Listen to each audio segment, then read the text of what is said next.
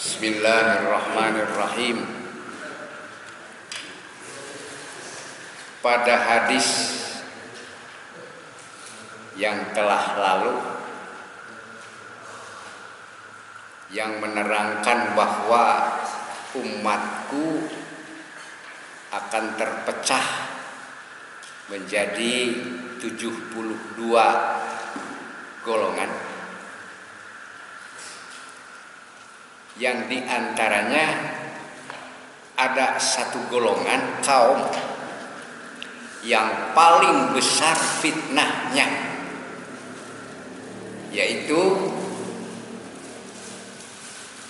segolongan kaum yang membiasakan melakukan kias atau membanding-bandingkan sesuatu di dalam agama dengan dasar ro'yunya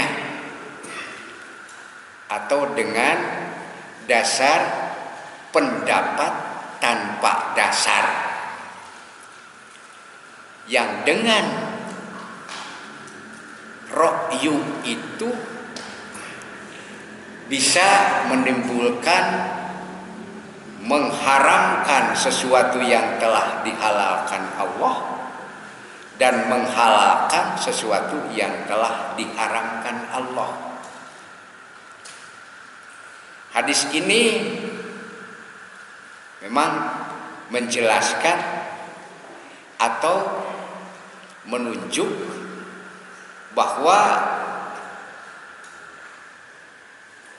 melakukan kias di dalam masalah agama tanpa dasar itu adalah pendapat yang ilegal.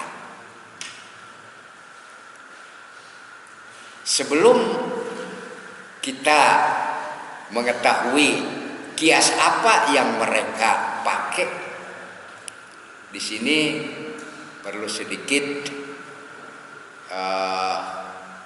mengetahui bahwa kias itu ada 4 macam. Satu, kias mantiki, di mana para ahli pikir mereka mengatur dalam menjalankan kias. Itu kias mantiki, di mana kias mantiki adalah isbatu hukmil juz'i bihukmil kulliyi, atau menetapkan hukum bagi sesuatu yang juz dengan hukum yang umum. Seperti menetapkan hukum barunya alam, itu menetapkan hukum barunya sesuatu alam dengan hukum yang umum, yaitu setiap alam adalah baru. Ada yang disebut itu menurut ahli logika disebut silogisme, di mana silogisme itu harus tersusun dari 2 premis, 1 premis minor, 2 premis mayor, lalu disambung sehingga mengeluarkan satu konklusi atau natijah. Itu adalah kias mantiki. Lain dengan kias istiqro. Kalau istiqro isbatu hukmil kulliyi bi isbati hukmil juz'iyyi. Jadi menetapkan hukum yang umum dengan jalan meneliti hal-hal yang juz. Itu disebut kias istiqro. 3, kias usuli. Kalau kias usuli adalah hamlu maklumin ala maklumin limusawatihi fi illati hukmi. Jadi mengikut sertakan sesuatu yang telah diketahui, telah dikonsep dan telah diyakinkan hakikatnya, itu hanya belum tahu hukumnya, diikut sertakan pada sesuatu yang telah ditetapkan hukumnya. Dengan karena ada kesamaan di dalam ilat. Itu yang disebut kias usuli. Kias usuli menurut para ulama usul ini ada 4 faktor. 1, harus ada makis aleh yang dijadikan ukuran atau dijadikan perbandingan. 2, makis atau yang diikut sertakan atau dibandingkan. 3, wasful jami, ada sifat yang bisa menghimpun, menyatukan antara sesuatu yang belum ada hukumnya dengan sesuatu yang telah ada hukumnya. 4, harus ada hukum asal. Jadi yang jadi makis aleh itu harus sudah tetap hukumnya. Itu disebut kias usuli. Sebagai contoh umpamanya yang diikhtilafkan dalam ulama usul itu seperti menyamakan atau membandingkan minuman seperti brandy, whisky pada khamar. Khamar itu sudah ditetapkan hukumnya haram dengan ayat innamal khamru wal maisir wal ansab wal azlam rijsum min amalis syaiton fajtanibuh. Itu sudah ditetapkan hukumnya. Lalu terjadi ada sesuatu yang hampir sama, yaitu brandy. Setelah berpikir para ulama, para mujtahid bahwa mengapa khamar itu diharamkan, maka digali ilatnya. Setelah digali ilatnya, diketemukan satu ilatnya, itu ilatnya diuji dulu dengan mencarinya itu dengan masalikul elat. Lalu setelah hasil diuji dulu, itu hanya disebut bukan ilat mansusot iskar itu, tapi ilatnya ilat mustanbat.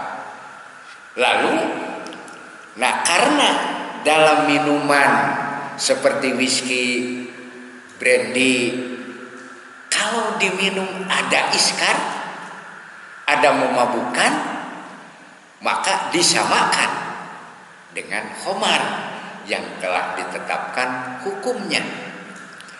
Hanya bagi makis, sesuatu yang dibandingkan, sesuatu yang diukurkan, ini ada kaidah. Al hukmu wujida ma illati idzan tapatil illat intapal hukmu wa idza wujidatil illat wujidal hukmu. Hukum dan ilat itu bersamaan. Apabila ilat ada, maka hukum ada. Ilat tidak ada, maka hukum tidak ada. Itu bukan hukum asal, bukan untuk makis aleh, tapi untuk makis yang dibandingkan. Itu Ini banyak orang sering kita dengar seseorang membandingkan sesuatu seperti membandingkan dalam pengajuan permohonan atau doa kepada Allah dibandingkan dengan mengajukan permohonan pada pimpinan. Mengajukan permohonan pada pimpinan atau penguasa sudah biasa. Agar lebih cepat harus menggunakan koneksi. Itulah tawasul. Menurut bahasa Arab disebut tawasul, membuat jembatan. Lalu, aduh, ini berani benar. Permohonan pada Allah dijadikan makis, dijadikan sesuatu yang dibandingkan. Padahal meminta kepada Allah itu sudah tetap hukumnya. Kan menurut dalam peraturan ilmu usul dalam bab qiyas itu tidak boleh sesuatu yang telah mempunyai hukum dibandingkan pada sesuatu yang baik yang telah ada hukum, apalagi yang belum ada hukum. Menurut bahasa Sunda, pangka urang ge gini kabupati kudu make perantara. Ya kayak komo, eta maka disebut komo. Itu lebih dikatakan komo, lebih-lebih kepada Allah. Itu yang dimasukkan pada kaumun yuki sunadin birohim itu. Bukan tidak boleh tawasul. Kan diperintah ya ayyuhalladzina amanu taqullah wabtagu ilaihil wasilah. Carilah untuk menyampaikan pada Allah itu dengan perantara.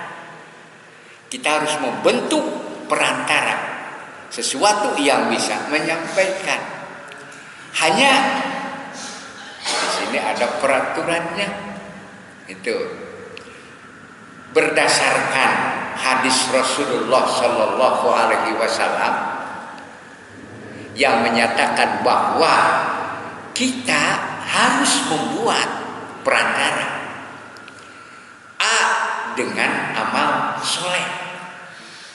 Kalau kita ingin nyampai pada Allah, pada keridhaan Allah dan pada rahmat Allah, jadikanlah amal soleh itu sebagai perantara.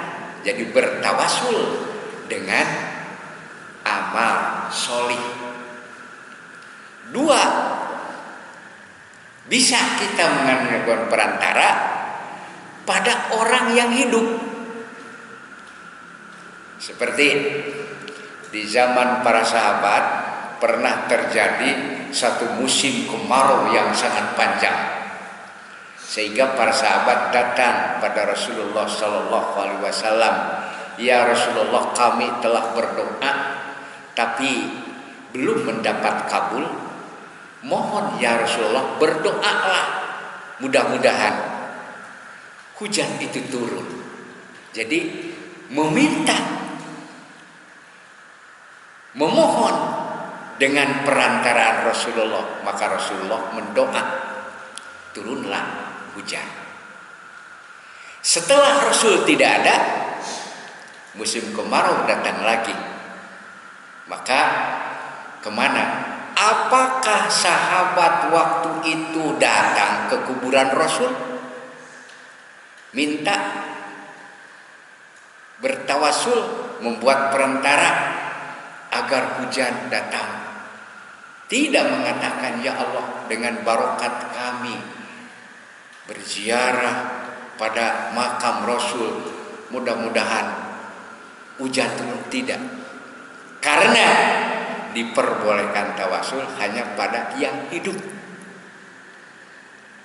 Nah ini satu, membandingkan permohonan kita pada Allah dibandingkan dengan permohonan kita pada sesama manusia.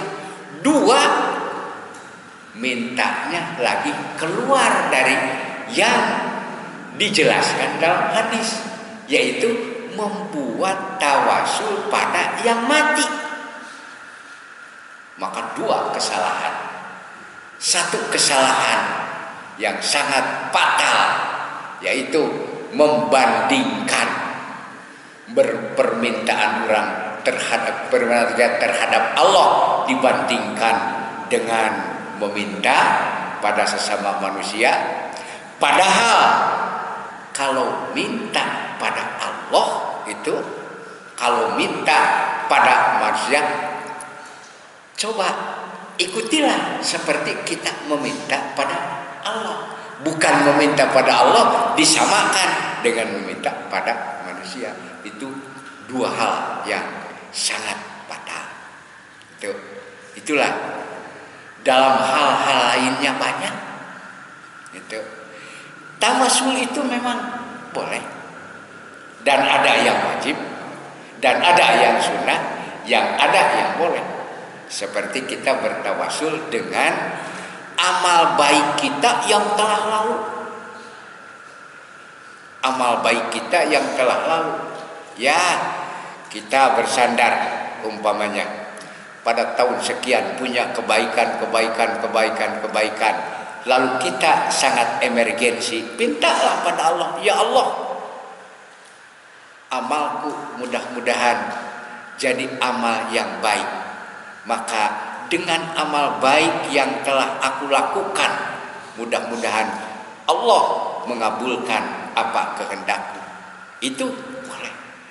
Tapi bertawasul pada hal-hal selain yang tiga, itu tidak diperbolehkan. Nah, orang ahli bid'ah yukisunadin biro'yihim, membanding-bandingkan sesuatu di dalam agama hanya dengan pendapat tanpa dasar. Kalau kias usuli, ya semuanya punya dasar. Sampai kias pan ada yang disebut kias jali, ada yang disebut kias kopi, ada yang disebut kias syar'i. Dari yang empat, kalau kias syar'i itu tidak menghitung adanya ilat, tidak menghitung lain-lain.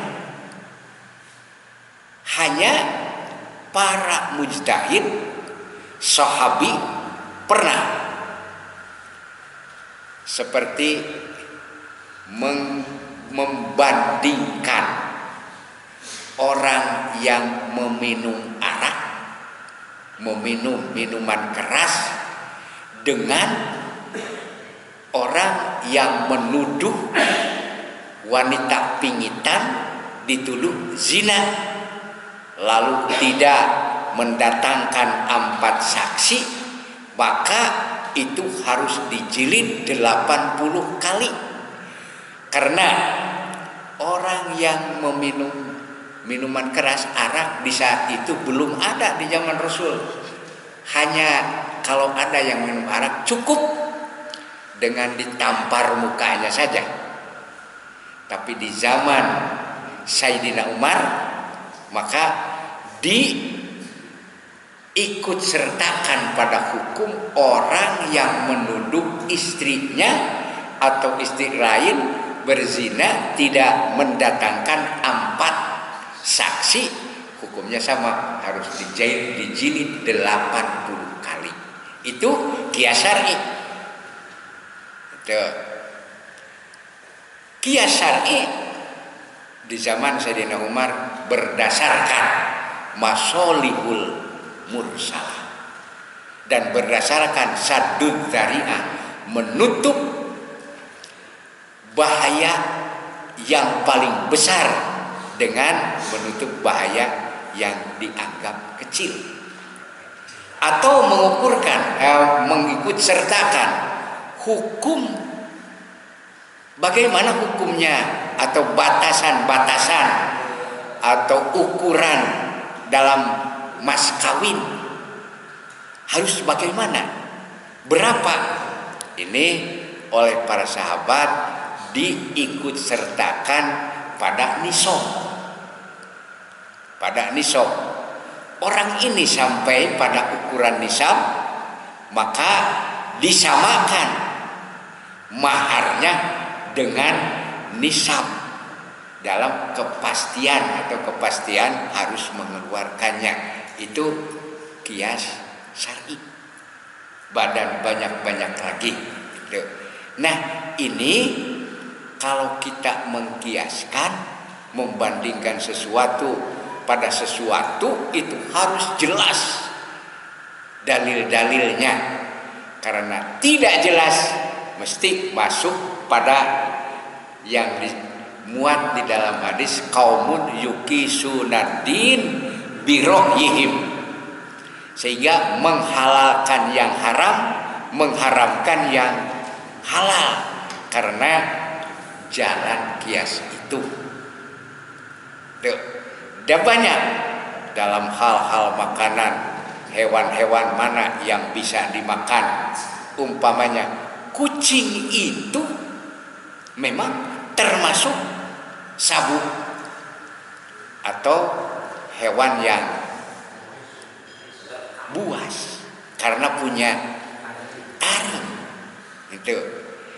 Tapi kucing tidak, ya, tidak dianggap najis itu. Maka datanglah hal-hal lain yang sepertinya lalu diikut sertakan pada kucing. Nah, itu sesuatu kias yang tidak memenuhi syarat.